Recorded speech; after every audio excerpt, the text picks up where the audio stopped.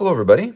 Today I'm going to take you through just a short playthrough of the travel edition of HeroQuest that I've made.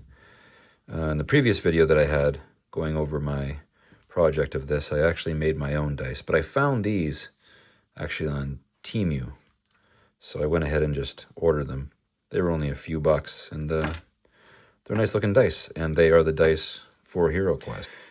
In my previous video, I didn't have the map completed yet, but here I have it. And I already have a few characters on here. The characters I'm going to be using are the standard characters that come with HeroQuest. We have the Barbarian. We have the Dwarf. We have the Elf. And then finally we have the Wizard. So, the rules I'm going to be using in order to play HeroQuest is I will not be using the way that you play the game normally, where you have the, what's his name, Zargon. I'm going to be playing it as just a dungeon generator, really. And I'm doing that by using this rule set here that I have printed off. I located it online on Board Game Geek on the HeroQuest page, and it's just a HeroQuest Random Dungeon Expansion rulebook. So the introduction here states, this rule set expands HeroQuest into a procedurally generated sandbox-style dungeon exploration experience. Players can delve through endless dungeon levels using only dice, this rulebook, and their imagination. It is ideal for solo or cooperative play and includes progression mechanics between quests. Roll tables define what players encounter in every corridor and room. NPCs, furniture, and treasures provide variation and emergent storytelling. Use these rules modularly or as a full campaign system. Then finally down here it says, well, it goes over options of alignment because some of the NPCs in the tables have alignments, but you can just play it play them as monsters, but it's something I can decide as I go. But anyway, how it works is that on the map, you roll once on the corridors or rooms table as soon as you come in contact with one. So throughout this rule set for playing solo cooperative HeroQuest, I have highlighted areas where it says treasure. And what that means is that's to indicate to me to roll on a collection of tables that actually I've created. So it's called Treasure, Table A, and you would simply roll the 2 d6s, and then your result would indicate where you would go from there, or what happens. So if you roll a 1, 1, 1 through 2, 1, nothing. And then here you have Wandering Monster if you get 2, 2 through 3, 4. And then you have an equipment table, gold coins, and then trap, and then item. So, and from those tables, there's also potential to go to other tables as well. So here we have, this is an equipment one, and it has the roll result, the category, the item that you find, the description of the item, and how much it costs. Here we have the artifacts table. There is items, all the items. So essentially what I've done is I've taken all the cards that are available for this game and turned them into tables. And that's just a way for me to avoid actually going through the process of creating all the cards. So then I would simply just record on the hero sheet what they find. Here is a Wandering Monster table. So it has all the monsters, their stats, and then the reward you receive when defeating.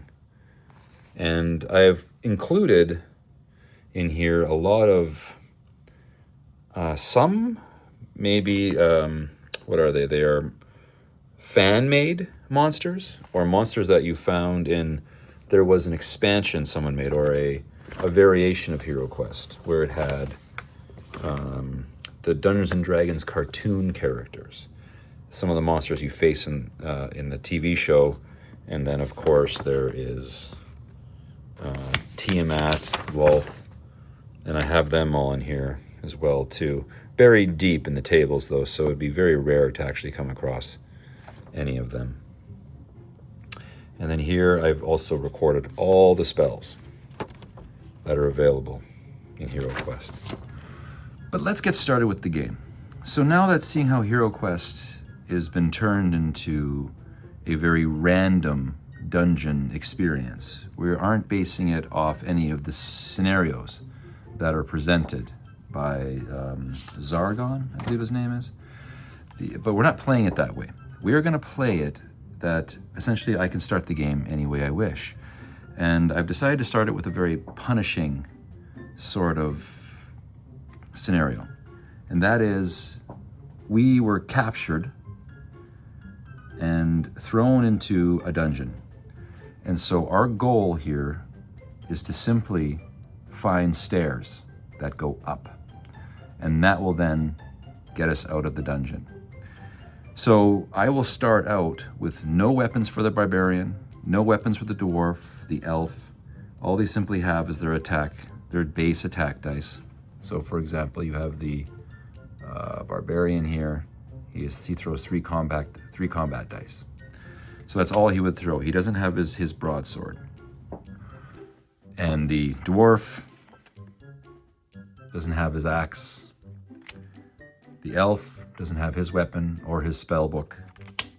And the Wizard also doesn't have his spell book. Kind of a cruel way to begin, but let's see what happens. That to me is the fun of it, and it will give us an opportunity to try this out, creating our random dungeon experience. So we have all our characters here. Let's get a little closer. So this is where the cell was. We've broken out of the cell. Here is the Barbarian in the red. There's the Dwarf in blue, the Elf in green, and in the yellow, we have the Wizard. So now the first thing to do is to determine what is in this room. Now we can find stairs at any point in this game, so really I might end up finding stairs right away, and we are done this scenario.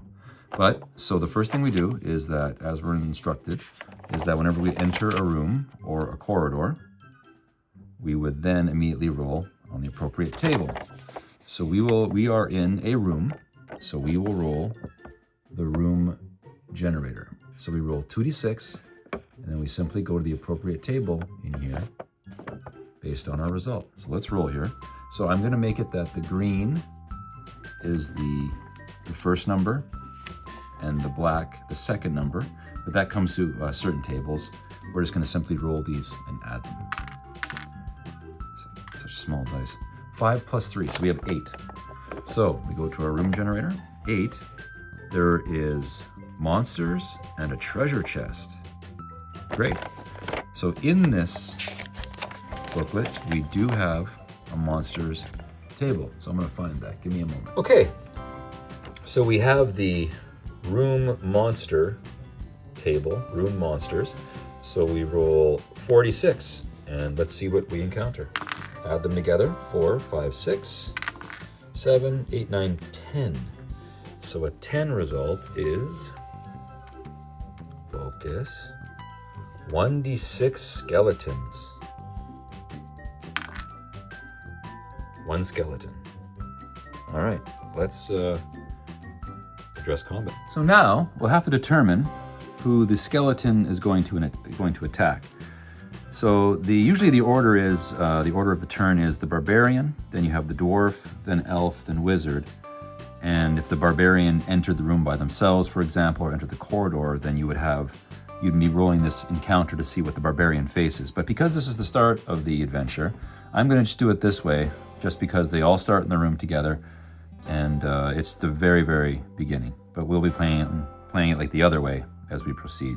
So let's see, 1 is the Barbarian, 2 Dwarf, 3 Elf, 4 Wizard is where the skeleton appears in front of. So 2, that is the Dwarf. So let's take our symbol here. Maybe get a little closer here. Too close. Dwarf. So there's the Dwarf. right there. All right, so we now have our dwarf right in front of our skeleton. Now the skeleton, I have the skeleton's stats here. We have the skeleton right here. And the skeleton is an undead creature. It can move 6. It has 2 attack dice, 2 defend, 1 body, 0 mind. Okay, so we'll keep track of his hit points. Seeing how he appeared in front of the dwarf, I'll move the dwarf character up to here.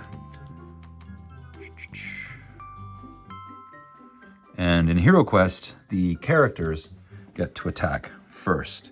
So, actually we'll start with we'll put the Barbarian up there because he gets to attack first. So we'll put him right there. And we'll use the Barbarian's character sheet to keep track of the skeleton's hit points. So let's put it here for now, 6 body points. Okay, so I've placed that'll be our skeleton token. He's right in front of the dwarf. So now we get to start with attack. Well, the characters get to attack first. So we have our Barbarian, who is right here. And the Barbarian's move is throw 2 standard dice. So that would be 2 6-siders. So I can move up to 11 spaces. Well, I just want to move up to 3. 1, 2, 3 to make some room for the rest of the characters. And then I get to do an action. And the action I'm going to do is attack. So now I will roll the number of combat dice available for the Barbarian. So to attack, the Barbarian rolls 3 combat dice. So we throw 3 combat dice. If we had a weapon, it would be a different number of combat dice, but we do not. We're still prisoners in this dungeon with nothing but our bare hands. So I roll 3 combat dice. What do we get? Okay, 3 skulls. So that's 3 hits. So now the skeleton gets to roll 2 defense dice. For each white shield, will remove 1 point of damage. So that actually doesn't count. He would have to roll this. So the skeleton takes 3 points of damage. So we'll come here. We have 6 minus 3 body points is 3 body points remain. All right, now it is the dwarf's turn to attack. Move. Dwarf gets to throw 2 standard dice. So let's roll here. 6 spaces. So we'll move 1, move to the other side. 1, 2. So the dwarf moves 2. Now it gets to do an action, which will be attack. So how many dice does the dwarf get to roll for attack? 2 combat dice. 1 skull, 1 hit.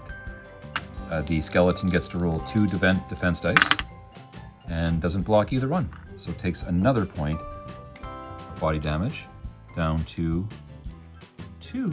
Now the elf gets to attack, and the elf gets to throw 2 combat dice. So we'll go ahead. Oh, sorry, first we do the movement for the elf, and the move gets to roll for move, throw 2 standard dice. There's the camera there. So 9 spaces. He will just go ahead and move 1 to get adjacent to the skeleton. Now gets to throw 2 combat dice. 1 skull, 1 body point of damage. Let's see if the skeleton defends. Nope, no defend. So now the skeleton is getting beaten around. Bones are rattling. And now the wizard gets to move. Now, should we have the wizard can go in there. So 1, 2, okay, actually, sorry, I need to move. Got a little ahead of myself. Now the wizard also gets to roll 2 standard dice for move. Move 9 spaces, only need to move 2. 1, 2. And the wizard for attack throws 1 combat dice. Gets a hit. Skeleton rolls 2 defense dice. Nope. So the wizard takes out the skeleton. The skeleton is dead. Okay, now that the skeleton is dead, we have removed the skeleton from the board. And what we can do now is we can go ahead and place a random door. Let's see what door exists around here. So how I do that, this is my own rule, is there's nothing in our solo rules to do this, is that I take a 6-sider and I'll just assign a number to each wall. So 1, 2, 3, 4, and then the internal walls 5, 6. So we'll see where a door ends up. 1. So we have a door anywhere along here. I'll put a door right, well, maybe just put it right in front of the Barbarian. So we'll put a door there. I have these tokens. A red one, which will indicate closed, and then when we open it up, we go ahead and use one of these, which is a green one. Okay, so now what each of our characters can do now is they can take a turn doing another action if they wish, so they can actually search the room. So first off is the Barbarian, because he's always top of the order, can go ahead and search. So we will take my treasure tables here, and I will roll the 2 6-siders, and we will see what we get. I didn't declare which one's first. I can't remember what I said. Let's just go with green is first, and then black. Okay, here we go. 62. So 62 is the range of 5, 6 to 6, 6 in item table D. So let's take a look at table D. And here is the item table. So once again, we roll our dice. 2d6, the green is the first number, black is second. We have 24, so let's see what we find here. 24, 2324 is a potion. We found a potion of magic resistance, fire. If you drink this potion, you'll be completely unharmed by the next magical fire attack to hit you, be it a spell or a fire burst trap. Discard after fire attack has been resisted. Okay, so we can record that now to the Barbarian's character sheet. So here is the Barbarian's character sheet, and we record under potions, magic resistance, fire. Now he could just go ahead and drink it, so in case any sort of fire attack comes up. But I think what I'm going to do is save it. I might even give it to one of the other characters. I really haven't decided. Now it's the Dwarf's turn, and we will get the Dwarf now to do a search action as well. So now the Dwarf searches the room. Green and then black. We have a 25. 2, 5. 2, 2 to 3, 4 is a wandering monster. Okay, wandering monster. Table M. Let's roll. Green first. 40, 4, 4. 4, 4. 4, 3 to 4, 4 is orc. All right, let's get into a fight with an orc. Okay, we'll take the orc and we'll put him, comes climbing through a little hole in the wall here.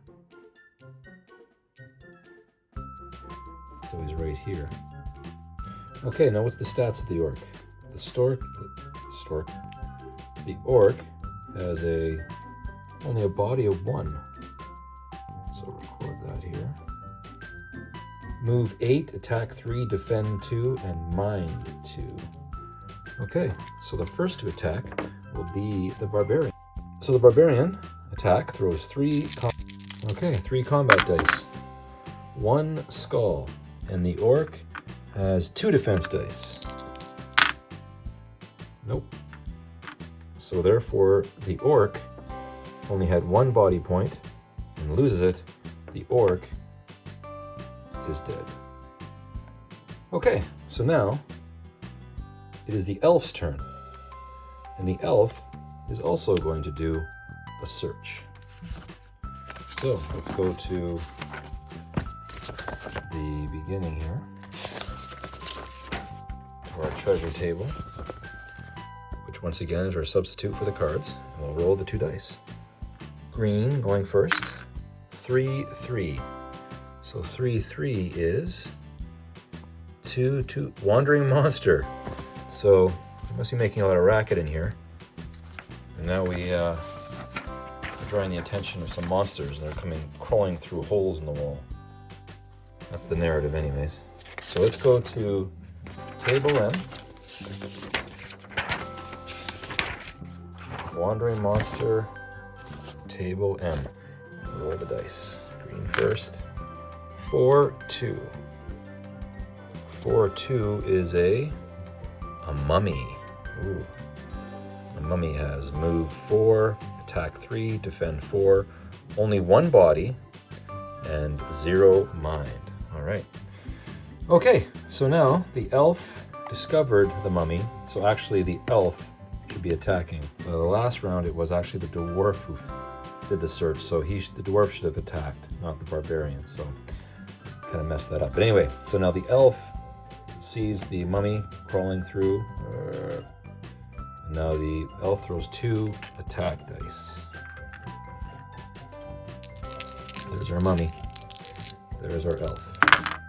So 1 skull, and the mummy gets, whoa, mummy has 4 defense dice. Pretty good. And oh, yep, there we are. That's the symbol to negate a 1 body point attack. So it defends against the elf's attack. Now it's the wizard. But actually the elf is now going to also move. The elf is going to get out of the way so the barbarian can come up. So roll 2 dice for movement, 4. So the 1 will tuck itself into the corner here. 2. Okay, now it is the wizard's attack. Well, the wizard is going to have to move, sorry. The wizard moves with 2 standard dice. Only gets 1 combat dice. So 1 dice. No skull, nothing. So now it will be the mummy's turn to attack. So the mummy can attack either in these solo rules, the monster attacks always the closest hero. Now both these heroes are equal distance away. So we will just roll a 6-sider and roll a 1, 2, 3 to attack the elf, 4, 5, 6 attack the dwarf. So the mummy 4 is attacking the dwarf. So the dwarf's defense die is 2 combat dice, and the mummy doesn't attack, gets 3 dice. Oh, a total miss. Now we get to go back to the top of the order. So the barbarian starts, rolls 2 dice for movement first, 7. 1, 2, wants to move up 2 squares. Oh, took the door with him. They now have the mummy cornered here, or trapped. So, and the barbarian rolls 3 combat dice. 3 skulls, that's 3 hits. And the mummy defense was 4 dice, right? So far 4 damage. The mummy still has only 1 hit point. Oh, it defends 2 of the 4, but that's not enough. It only has 1 body point, so the barbarian did 2 body points damage to the mummy. The mummy is dead. Okay, so the mummy is defeated. So we exit combat, and the elf just had a turn doing a search, and the mummy came on the elf's turn. So now we will have, finally, for this room, we will have the wizard do the search as well. So let's zoom that out a bit. Let's get our treasure table here. Roll the 2 dice. Green first. 1, 2. 1, 2 is 1, 1 to 2, 1 is nothing. So nothing is found. The room is clean. Okay, so that concludes this room. So now we're back to the top of the order, and it would be the barbarian. So the barbarian gets to take a turn. So what to do? Okay, so what we're going to do now is we're going to go, well, it's the barbarian's turn, so the barbarian is going to go ahead and roll 2 movement dice. We have rolled an 8, 4 and 4. So going to move 1, 2, and then go through this door. That doesn't cost any sort of action or anything. You just simply move through the door, but I'm going to make it green to indicate that it is open. So 1, 2, 3. Now, as soon as you enter a corridor, according to our solo rules here, it says roll once on the corridors or rooms table as soon as you come into contact with one. So let's go to the corridor generation. Roll 2d6. Okay, let's see what happens. Okay. 5. An event happens. This is corridor? Yeah, corridor event. Okay, let's find out what event happens. Okay, events and hazards table. Events, roll 3d6. Let's see what happens. So we have 8, 10.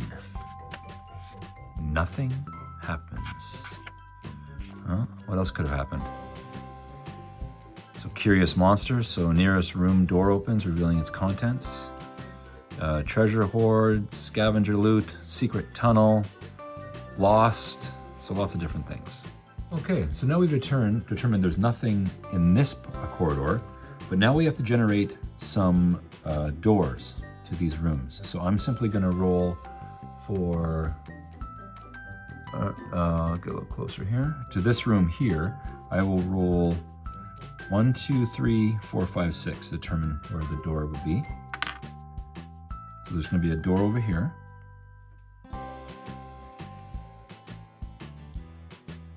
Right there. Now we'll roll for this room. 1, 2, 3, 4, 5, 6. 6. So we have a door right along here. So right there. And then finally, we will see if there's a door over here as well. So this room, 1, 2, 3, 4, 5, 6. 6. So there's a door along here. And we will put that door right here. Okay. So there's a few places to go here. Now our Barbarian has taken, we rolled an 8 for movement. So far we've gone 2 spaces. Let's start heading, if I head to this corridor, as soon as I enter a new corridor, I will have to roll again on the corridor generator. So let's avoid that and just kind of go over here. 2, 3, 4, 5, 6. Let's get everybody out in the hallway here. So that concludes the Barbarian's move. And then we would just roll for everybody else. So the next thing would be 12 movement for the Dwarf. The Dwarf gets to come out here, just behind the Barbarian. Then roll this. 11, that's for the...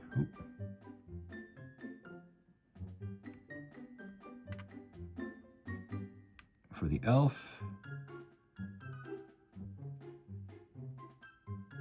And then finally,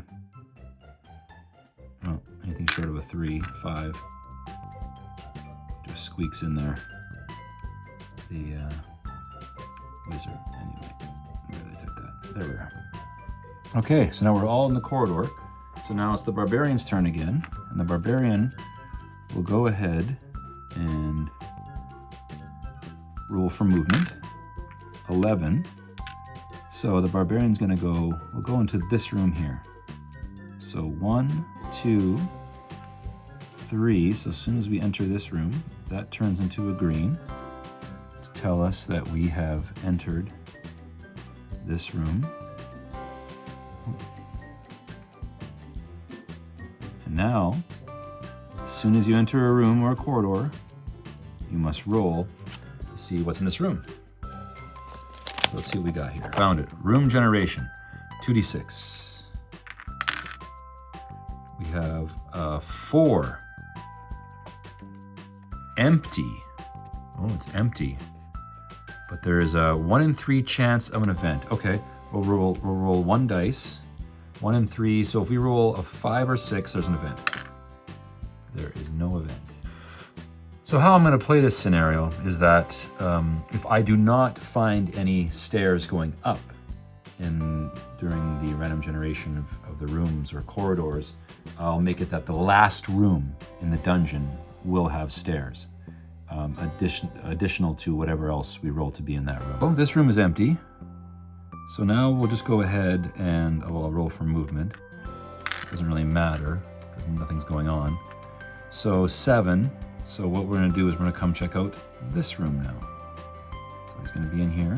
Place that with a green door to indicate this room has been stepped into. So now we roll for the room generation. Okay, let's roll here. So 2d6.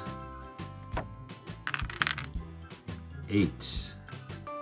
There are monsters and a treasure chest.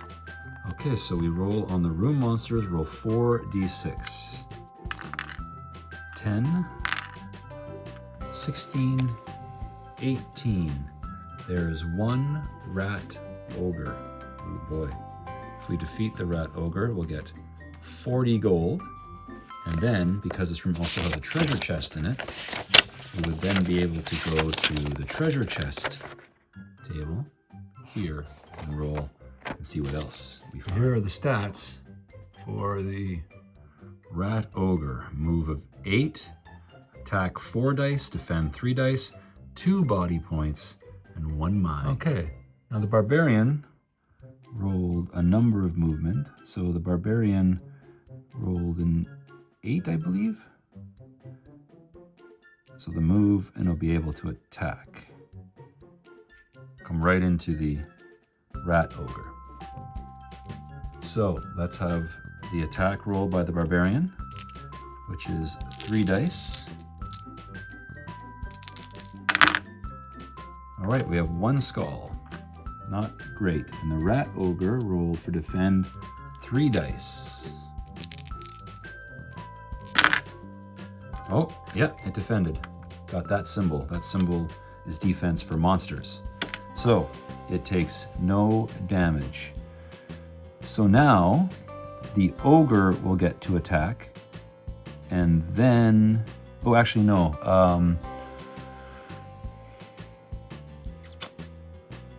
The dwarf will get to attack. How to do this? Let me consider this. Okay, yes, so the rat ogre gets to attack the barbarian, and then the remaining characters will be able to have their move in action. So the rat ogre moves 8, doesn't have to move anywhere because it attacks the closest hero, which would be the barbarian. So it has 4 attack dice. Okay, so 4 attack dice. 3 skulls. Ooh, ouch. And the barbarian gets to throw 2 combat dice to defend. So any white shields will negate a point. Ooh, no, the barbarian. That does nothing for the hero. He'd have to roll one of these symbols to negate a body point. So that is 3 points of damage, body points. And the barbarian has 8 body points. So I'm going to write down here 8. So now the barbarian has 3. So I'll record that right here on the barbarian's character sheet. Okay, so now it is the dwarf's turn. The dwarf gets to roll for dice. Don't roll too low for movement. We can't go through characters. So 1, 2, 3, 4, 5, 6. He's not quite there. So he is going to. He doesn't have any ranged attack or anything. So now the elf is going to go. There's our elf. Gets to move 6. 1, 2, 3, 4, 5, 6. And then the wizard. 6. Kind of taking their time today, aren't they? 1, 2, 3, 4, 5. Just squeaks into the room. So there we have it. So now we're back to the top of the order, which would be the Barbarian. So the Barbarian now can go ahead and attack the Rat King. The Barbarian is got smacked across the head by the Rat Ogre. Okay, so he rolls his 3 attack dice. Okay, 3 skulls. The Barbarian is angry. Now the Rat Ogre rolls for defend, rolls 3 dice, and defends one of them. So the Rat Ogre takes 2 points of damage, 2 body points, and the Rat Ogre has 2 points. So the Rat Ogre perishes. So because we defeated the Rat Ogre, it said in this room there was a wandering monster, which was the Rat Ogre, but it also mentioned that there is a treasure chest. So we get to roll on this table here. Treasure chest, treasure. Roll 2d6. Let's see what we get. 4, 5, 6. There is magic armor, plus 1d2 defense. Roll a 1d6. So we find 4.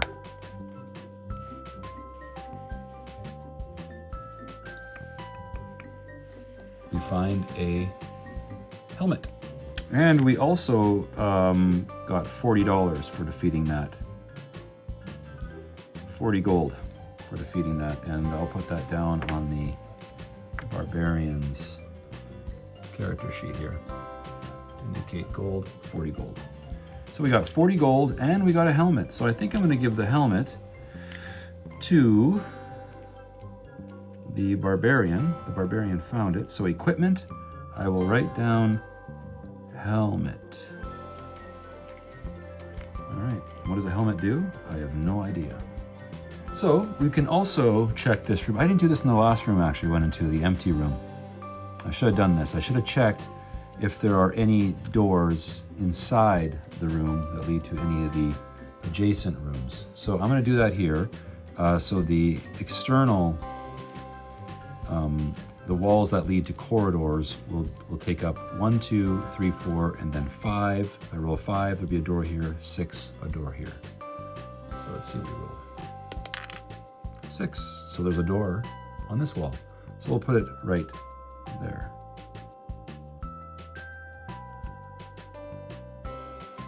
And now we can conduct a search. So we will come back to my tables that I created here. The treasure, table A, which is the equivalent to drawing a card if you own the actual game. And I will roll the dice. 5, 5, green first. 5, 5 is a, there's a trap. Here is the trap table. So we roll our 2 dice and see what, actually just 1d6. Just roll a 1d6 and see what we get. 4, 3, 4, trap. You set off a trap. An arrow shoots out from the wall. You must lose 1 body point.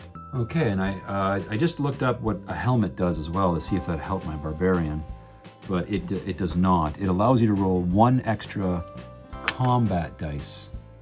So the Barbarian normally throws 2 combat dice, but now because he has a helmet on, for as long until he no longer has a helmet, he rolls 3 combat dice for defense. But anyway, he takes a body point of damage. That is unavoidable.